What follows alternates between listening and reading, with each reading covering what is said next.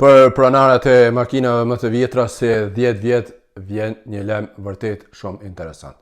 Komisioni Evropian ka propozuar që makinat më të vjetra se 10 vjet të kontrollohen teknikisht çdo vit.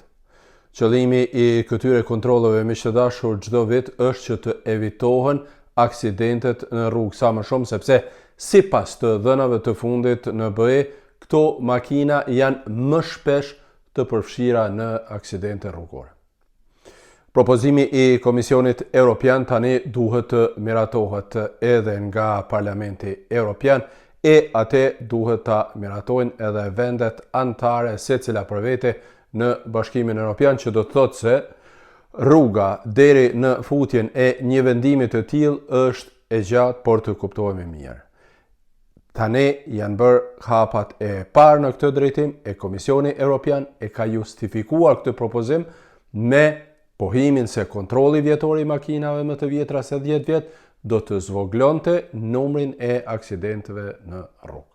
Ndryshe, në propozimet më të reja thuhet po ashtu se personat që shkaktojnë me fajin e tyre ndonjë aksident të rënd në rrugë dhe ata që kapen duke vozitur makina nën ndikimin e alkoholit në ndonjë vend të Bashkimit Evropian apo në ndikimin e drogave, do të gjobiten për të gjithë territorin e BE-s dhe jo vetëm në vendin ku janë kapur. Komisioni Evropian shpreson se me këto rregulla dhe me këto kontrolle vjetore teknike të makinave të vjetra do të përmirësohet gjendja e sigurisë në rrugë. Komisioneri i komunikacionit Apostolos Tatsikostas, kështu e ka emrin, foli për një hap të madh përpara për të bërë qarkullimin në rrugë më të sigurt dhe për përmirësimin e klimës, sepse kontrolli vjetor i këtyre makinave nënkupton natyrisht edhe plotësimin e kushteve për lirimin e gazrave të dëmshme apo gazrave serë, siç thuhet.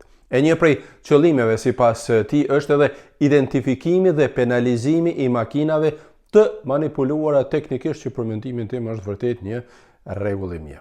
Reagimet në Gjermani janë goxha kontradiktore deri tani. Ekspertët e partisë CDU për komunikacion thonë se planet në parim janë shumë të mira, por në Gjermani në përgjithësi janë refuzuar deri tani planet për kontroll teknik apo siç quhet këtu TÜV, pra teknische Überprüfung, çdo vit, me shpjegimin se edhe kontrollet 2 vjeçare mjaftojnë. Shërbimi i kontrolleve teknike, pra TÜV, është për futjen e këtyre kontrolleve çdo vit që është edhe i kuptueshëm, sepse ata në këtë mënyrë do të kishin më shumë punë dhe natyrisht do të kishin edhe më shumë fitime. Por ADAC nga ana tjetër është i mendimit se kontrollet çdo 2 vite mjaftojnë. Në Gjermani kontrolli teknik i makinave bëhet pra çdo 2 vjet. Ndryshe, në rrugët e Gjermanisë makinat janë mesatarisht rreth 10 presje 6 vjet të vjetra.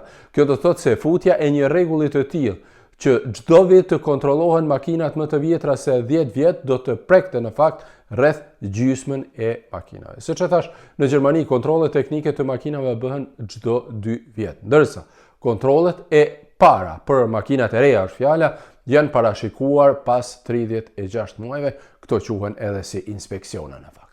Ndryshe, personat që nuk e bën kontrollin teknik në kohën e duhur dhe kapen nga policia në kontrolle në rrugë, pra mund të gjobiten, por edhe këtu ekzistojnë disa afate të caktuara deri kur duhet të bën, sepse nuk është menjëherë në ditën e nesërme. Sidoqoftë, për dallim prej Gjermanisë në shumë vende evropiane edhe tani ekziston rregulli që makinat më të vjetra se 10 vjet duhet të kontrollohen teknikisht çdo vit, por në Gjermani është pak më ndryshe. Ndaj mbetet të shihet pra se kur do të miratohet dhe a do të zbatohet edhe në Gjermani ky rregull.